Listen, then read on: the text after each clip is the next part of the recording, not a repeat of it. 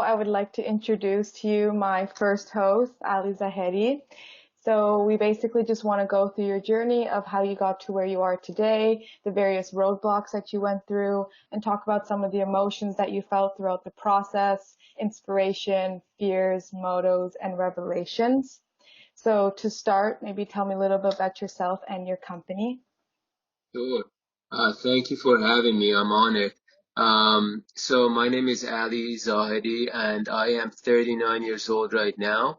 When we started this company, I was just about 22, 23, and me, myself, and my partner, we started the company in 2004 that was built around providing systems to the financial industry. Now, very specifically speaking to portfolio managers.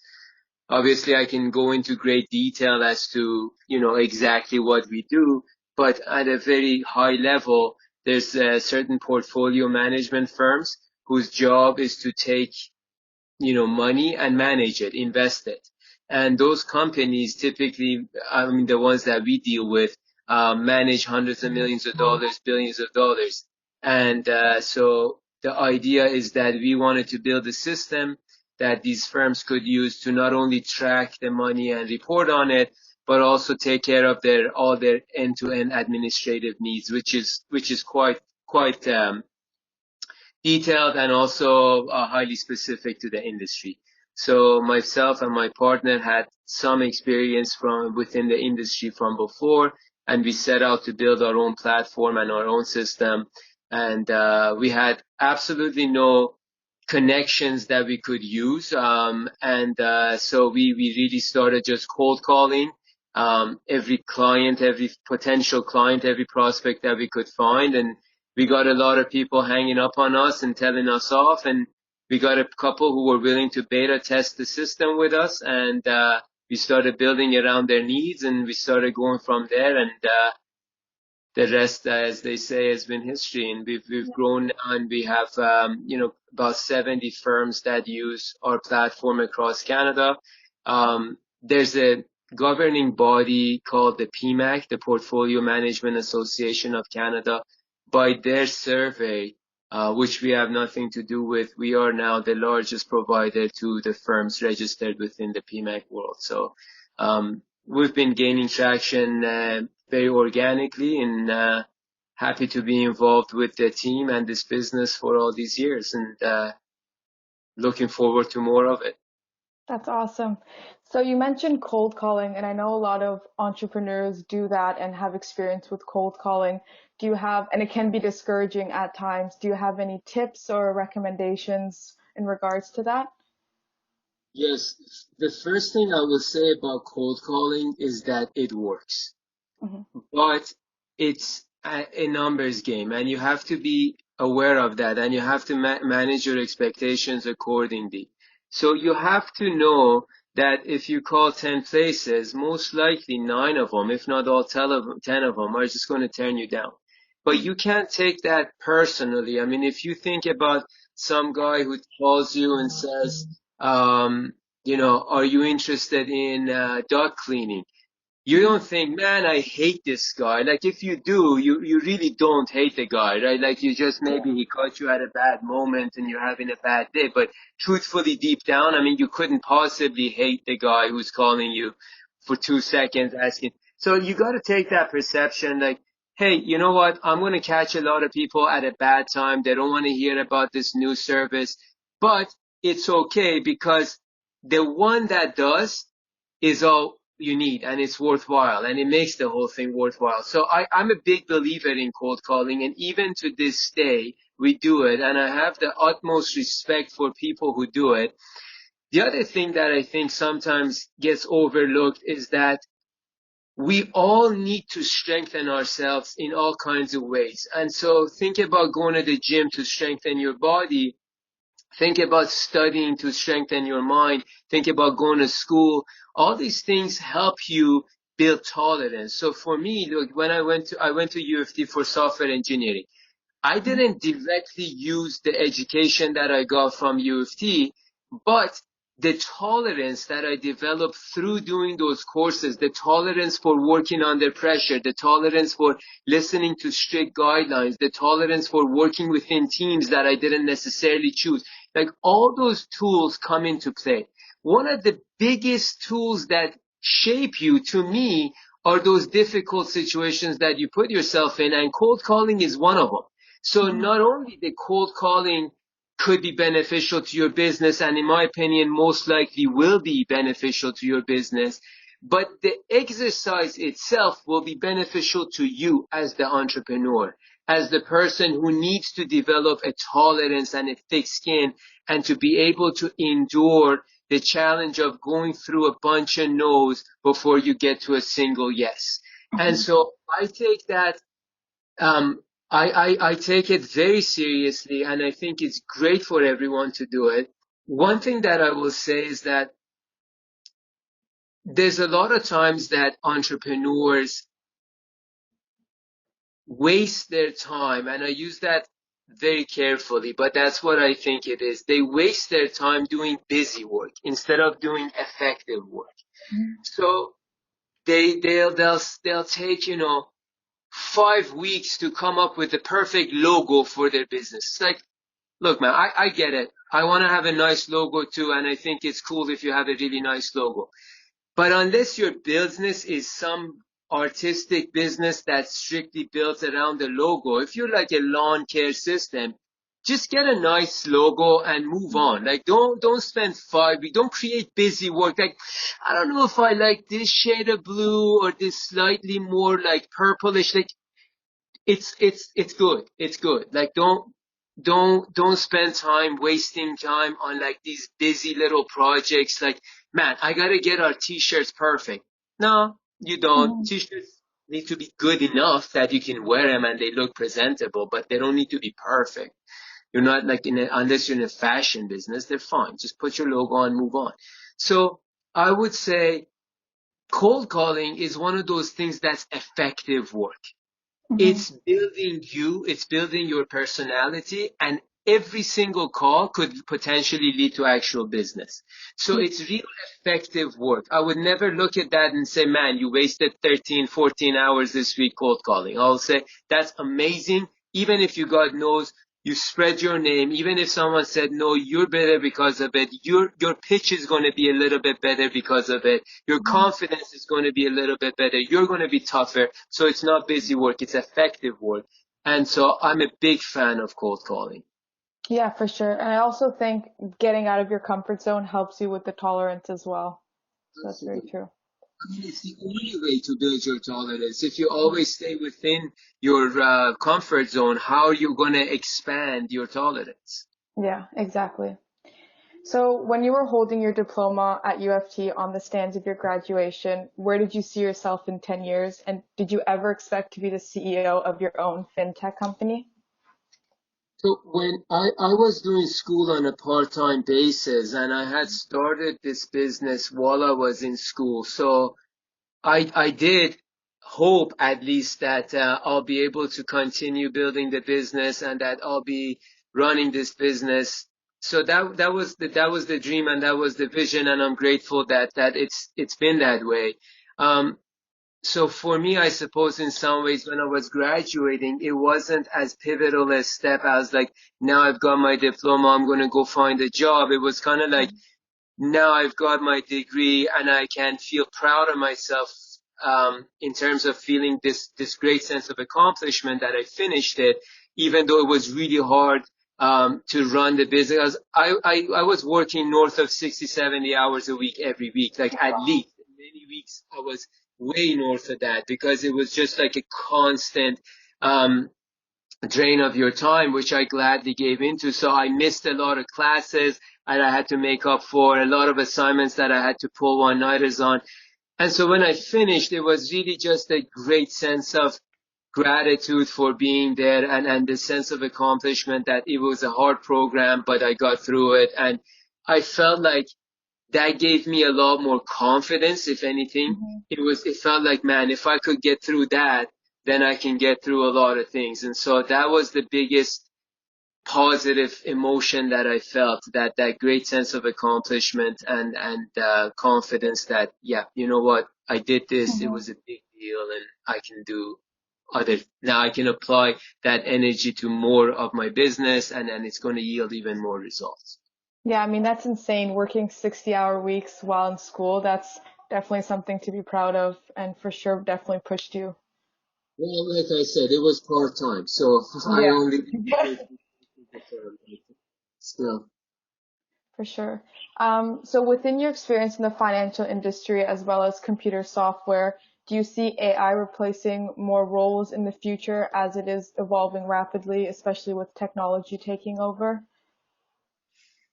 Yeah, and I mean, I think it already is happening, and it has happened, and I think it's inevitable that it will continue, and there's going to be a lot more AI integrated with our lives. There's some actually very interesting philosophies around this, and some of it we had to study in one of our courses at school, but um, I do think AI is going to be obviously a big factor. I think that's easy for everyone to see now. The degree with which will be integrated is the big debate, and the degree with which will be needed. Some people feel like a lot of our jobs are going to get taken over by AI, but Hmm. the use of computers and the AI technology in and of itself creates a certain other jobs that weren't there before either.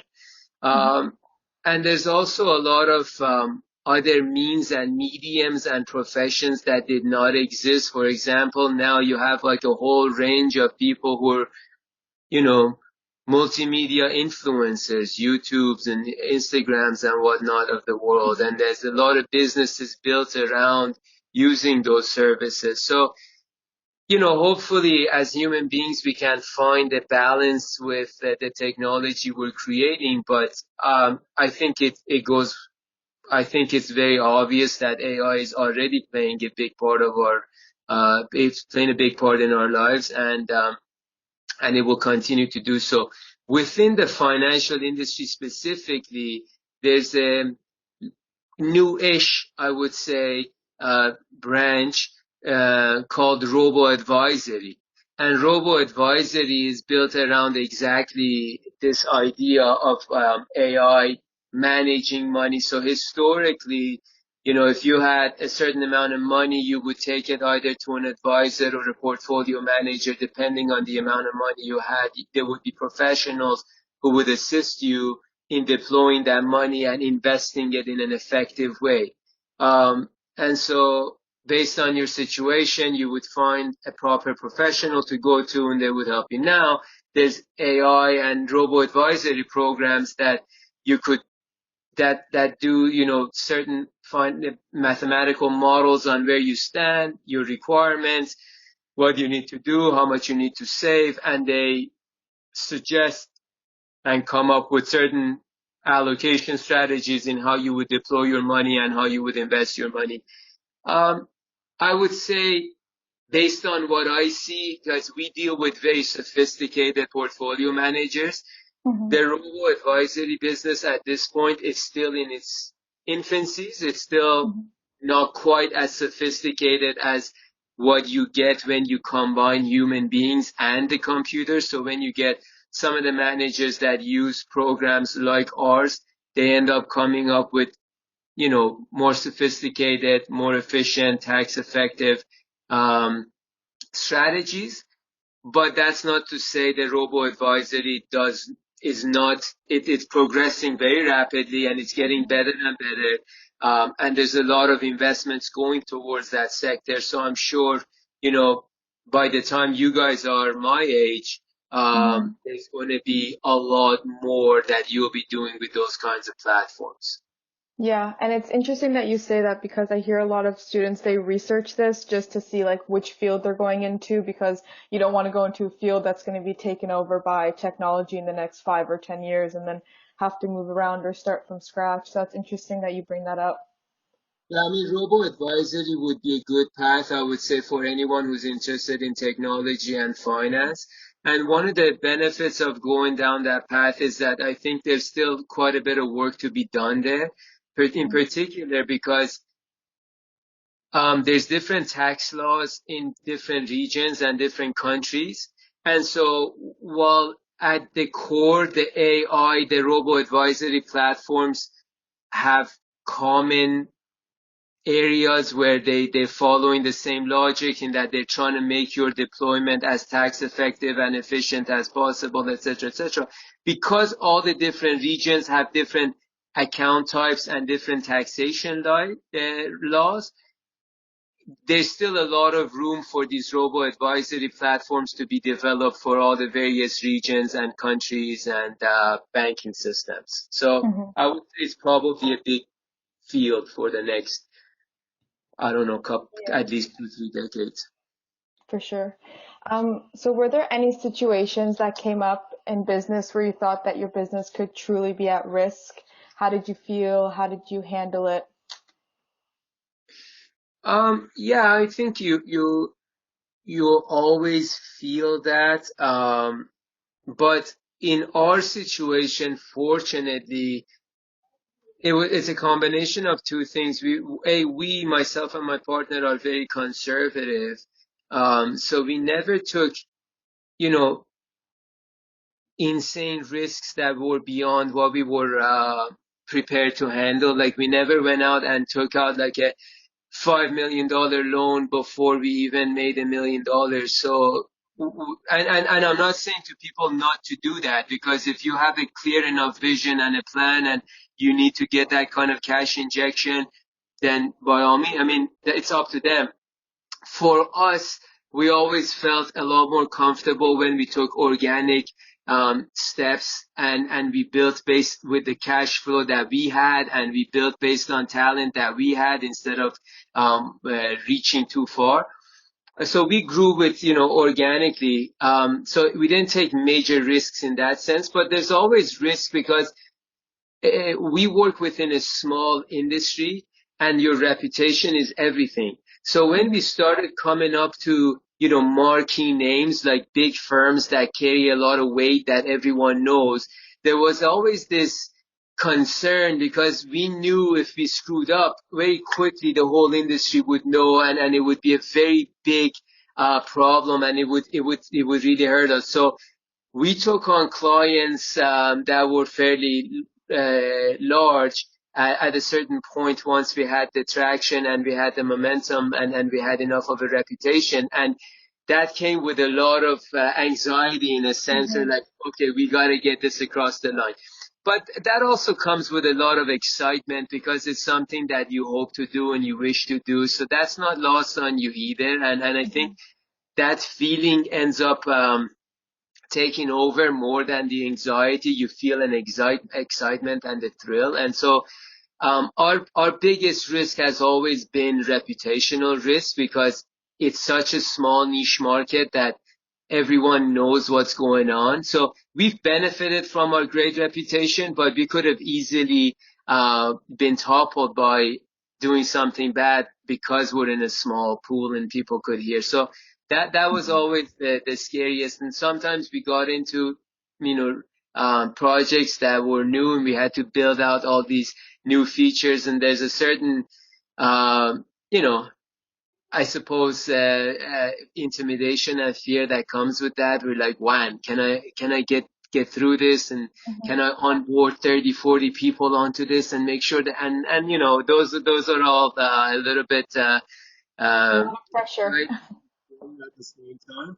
But like I said, you tend to think about the excitement more than the fear, and put in the time and put in the effort.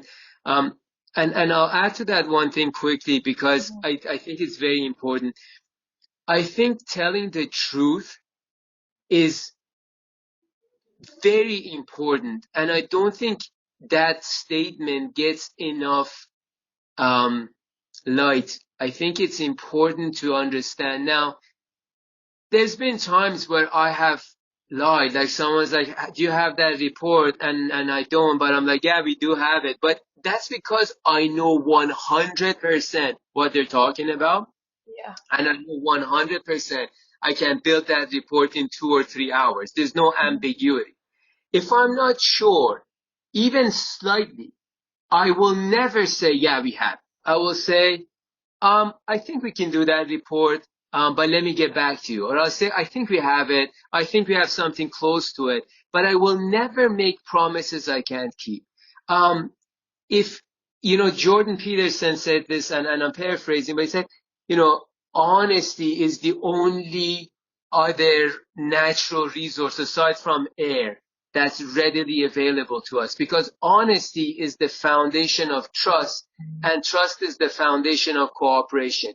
You want to have that within your own team, but also with your clients. So if you lie to your clients and you break promises, that bad reputation, that bad relationship is never going to yield great results. But if Mm-hmm. you're honest, we've come across some pretty big projects where we've gone in and said, you know what? We don't know, we don't have it, but we're going to work with you and we'll build it. Give us an opportunity.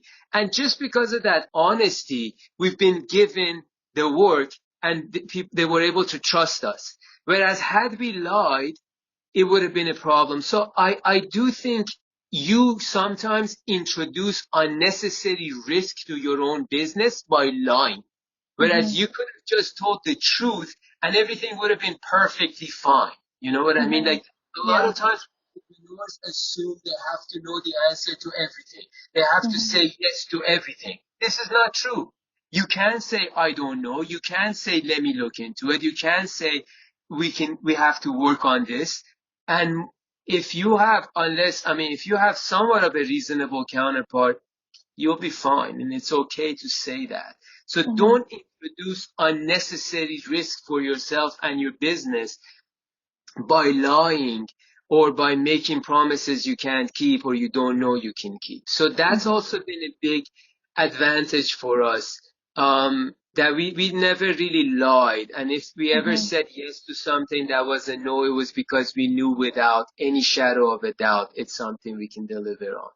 Like we were in a very big meeting with one of the most important clients that we have. And they asked me, hey, this is the system we're currently using. Are you familiar with it?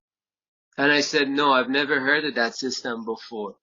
And I thought that they're going to be really upset because they're going to say, well, so you don't know our current system. You don't know how to convert us off of it. So you're not going to get the business. But I couldn't say I know the system because I didn't. And Yeah, exactly. it's not something like you can just lie your way through. Yeah. Then they came back to me later and they said, we had asked that question from every system provider and everybody said, yeah, we know it. But we knew they're lying because this is a custom built system. No one has this system. Wow. Wow. I'm like, so you guys were tricking me. He goes, and the lady, one of the main partners, this lady, she said, in a sense, but because you lied, we're like, okay, we can trust, because you didn't lie. We said, okay, we can trust this guy. Then everybody else who came in, we're like, are you familiar with this system? They're like, oh yeah, we've done conversions off of it. Whereas they asked me, and this is well within our, successful years. So Yeah. we had already many firms on the system. So I was inclined to say, yeah, we've done this, but I was like, no, I've never heard of that system, and no, Wow. we've never. But and I said, I'm happy to do the work, Mm-hmm. but no. And they're like, okay, so you're the only one. And so that was a factor in why they gave us the contract because I said no. I admitted to not knowing. So it's not always this assumption where you have to say yes to everything, you have to lie. But no, I mean, don't introduce unnecessary risk. Mm-hmm. Now imagine that system was a system that was widely used, but I didn't actually know it. And I went in there and I said, yeah, I do know this system. Well, what's going to happen? They're going to give me something from that system and they're going to expect me to just work through it, but I don't know anything about it. So don't set Yeah. yourself up for failure and don't introduce unnecessary risk by lying. So I'm sorry I keep going into these No, tangents, no, but that's an awesome story. That's honestly a great story. And I think a lot of CEOs expect that they need to know everything. And then when you're honest, the client has that like next level of trust and they're like, wow, I really trust this guy. Right. And you build it, right? Like, so if you say, I don't know, but let me look into this and get back to you, and you do it and you deliver, then that gives you one step into their world. That gets you one Hmm. step closer. And then they're like, all right, okay, so how about this now? Can you deliver it? And then you do it. And so you can build on that. And I think this like this is well known for everybody. Building trust takes a long time, but breaking it doesn't take a whole lot. Hmm. So that's something that everyone needs to keep in mind with their reputation, with their clients, with their team, with your own team, your own employees, your partners, your staff. You cannot trust is important, and trust can really only, in my opinion, exist in an honest environment. Hmm. So did you have any revelations about yourself as an individual throughout your journey of becoming a CEO and running a company? Tons.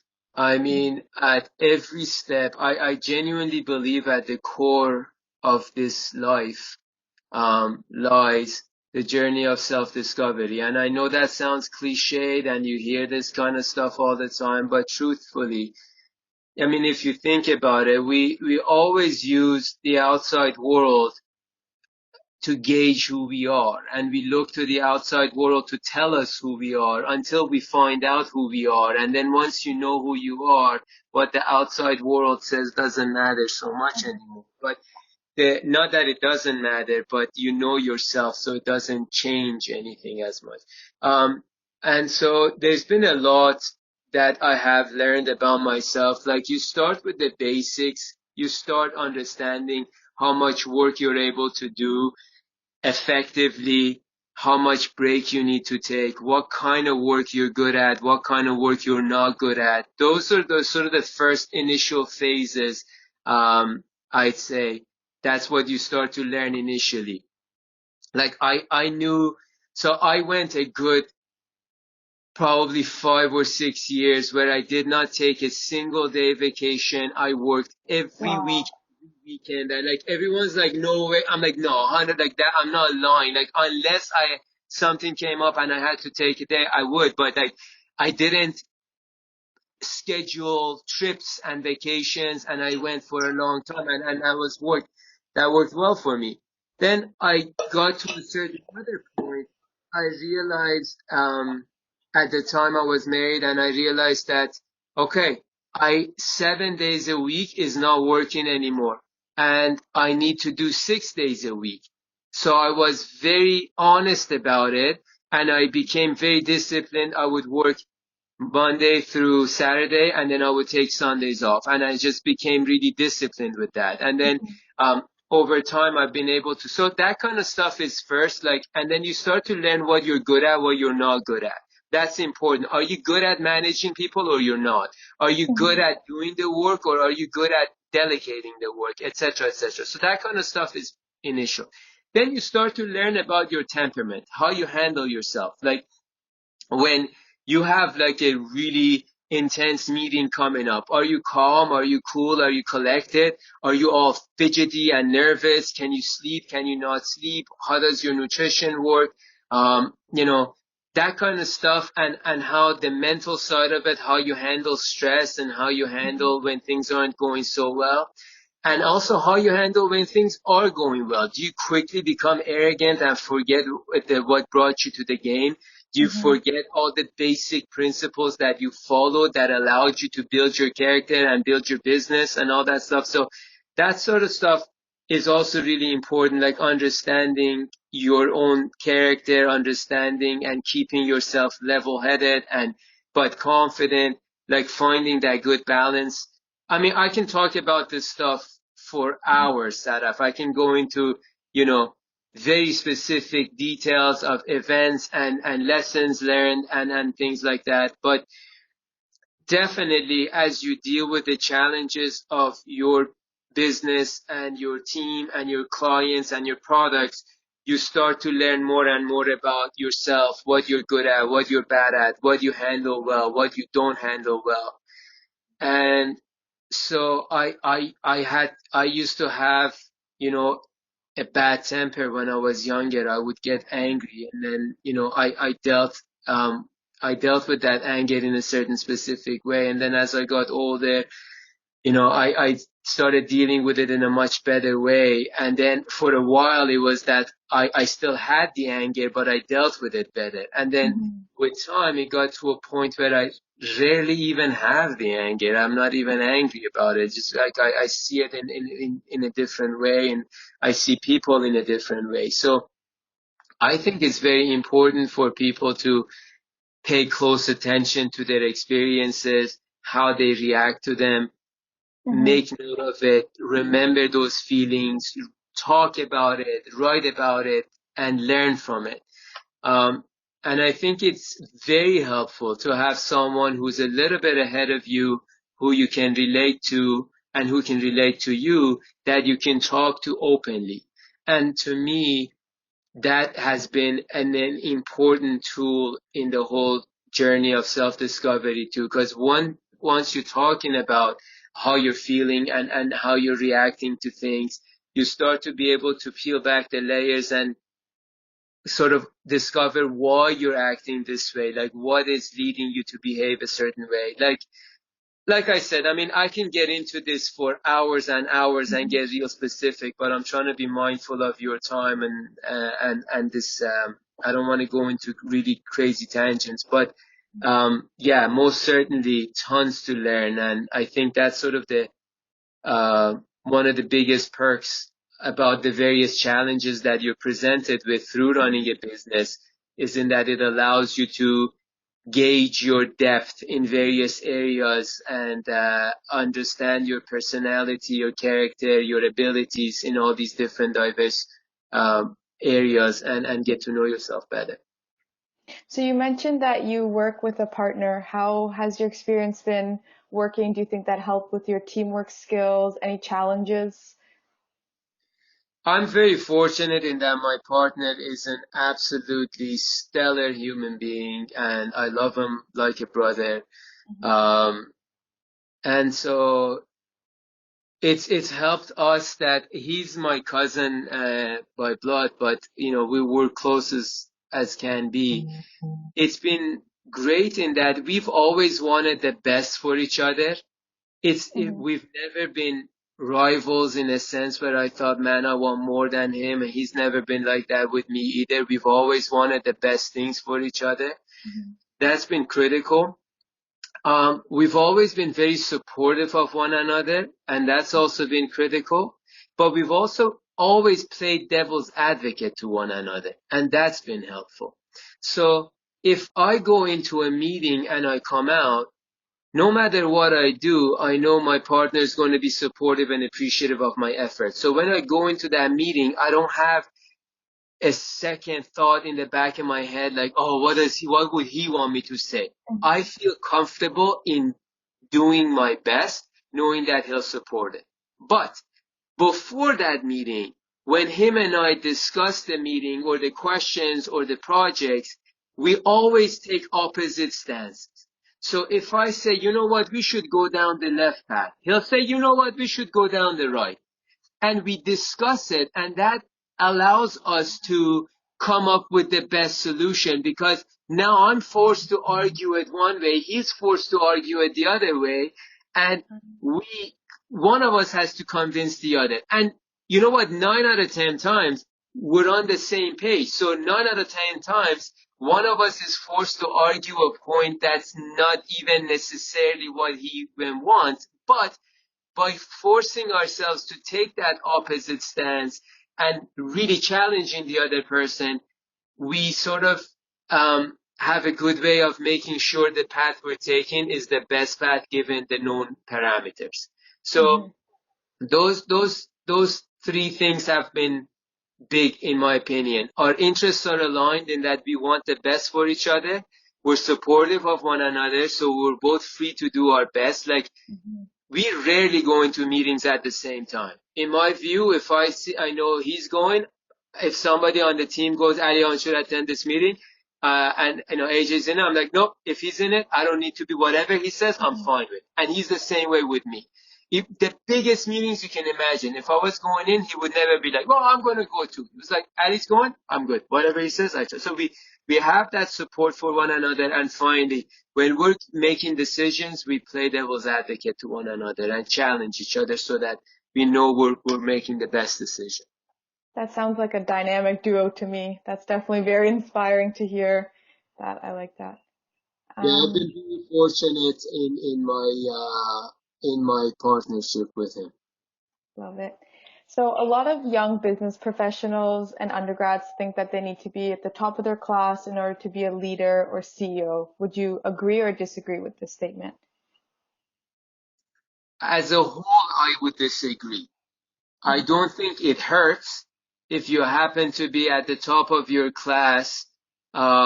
That brings you a certain credibility. But I think leadership, A, should not be universally and all the time with one person. I think leadership should be a revolving hat. Like you put it on for a little bit and then you give it to other people too. mhm, And leadership, in my opinion, should be strictly merit based. It should not be based on, oh, I'm the boss, I get to lead. I think it should be based on who's most qualified to lead. So if what you're doing is exactly in line with the school program that you're doing, mhm, then being at the top of your school program brings you credibility. So it could technically make you a good leader. But let's say I'm going to school for, I don't know, software engineering, but I'm building a business around lawn care. Okay, mhm, well, look, there may be a guy that I hire on my team that has more experience with lawn care. So I want to make sure that guy has a voice and he's able to lead when he needs to while I manage the overall company. No one, like if you own a company or you're the CEO or whatever position you have, none of your team are going to question that position. They know you're ultimately their boss. You don't have to like be obnoxious about it. So if you let someone on your team lead because they're qualified to lead, you're just a good leader. You're not, mhm, that doesn't, it's like sometimes it becomes this ego thing, like the leaders believe like, oh, me as the leader, I need to know everything. No, you don't. You just mhm, need to know who's the best person for the job. And if it so happens that you're the best person for the job, awesome. But mhm, if you're not, that's okay too. One thing that I think is very important for effective leadership is social intelligence and being able to relate to people and getting the best out of them. So unless you're running, a one-man show company, if you have a team, you have to manage this team. You have to know how to get the best out of your team. You have to know how to get the best out of your clients. If you don't have a good understanding of this, if you can't make the necessary adjustments to lead different people and different projects in different ways, then I think it's going to be a problem. So is it good to be at the top of your class? Yeah, of course. Is it mhm. necessary? No. Okay. I've met some pretty solid leaders who are definitely not the best as far as academics are concerned, but they're amazing leaders. Do you So find yourself passing your hat along, the leader hat, to other people in your company? it's not. Yeah, in fact, I mean, I say this all the time, but A, I don't like micromanaging Mhm, people. So when I delegate something to somebody, I want them to have enough freedom to do their best, and I don't want them to be worried about making mistakes. I mean, if I pick the right person, they're mhm, always going to check with me if they're not sure anyways. But mhm, otherwise, they're going to make good decisions and I trust them and I stand by that. But absolutely, there's many areas of our business where I have trusted to other people, but those people are very much worthy of the trust and I have no regrets about it. I can't be the best at knowing our IT. I can't be the best at knowing every kind of calculation that comes out of our system. I can't be the best at taking care of every client that we have. I can't be the best at managing every project. Mhm. Surely there's someone who could do. And even if I was the best, which I'm not, but let's say I was the best, how many of those things can I do? Mhm. Inevitably, something will suffer. So I have to pick certain areas, be great at it, and allow people to run other areas. Now, you do need a holistic leader at the top, but that Mhm. doesn't mean that that leader is making every decision. It just means that that leader ensures all the moving pieces are working effectively, and that if there's a tie break, you break the tie break, and you're responsible for the overall direction of the company. But Mhm. doesn't mean you're making every decision and you're leading every part of the business. Mhm. So a little fun question to end off the interview. What is one thing that if you could snap your fingers, you could learn in an instant today? Oh, wow. And I assume you mean that has to do with the business. No, anything in the world. Oh, anything in the world. Uh, I would want to be the greatest. I would want to have the greatest understanding of the human brain and our social behavior and our general general psychology and psychiatry. I want to know as much about that as I can. So if I could snap my finger and learn something, it would be around how the brain works and how we see ourselves, how we perceive the world, what affects thought process, um, our social habits and social interactions and needs. I think I find that to be the most fascinating topic in the world. And that's why I said when you were asking me about myself and my own um, understanding of me, I can't tell you how many hours I've spent analyzing every action and every emotion that I've had and writing about it just to myself and talking to my best friend about it just so that I can understand why I did what I did and what did it stem from. So I find that fascinating. And I think in any none of us exist in a bubble. We all live within societies and we all live within teams and groups and families. And the more we understand each other, the better our chances. And so that's what I would go with, a deep understanding of the brain and psychology. You would be a very powerful human with that, for sure. Well, thank you so much for being my first interviewee. I had a great time, and it was awesome getting a scope of your life and your journey.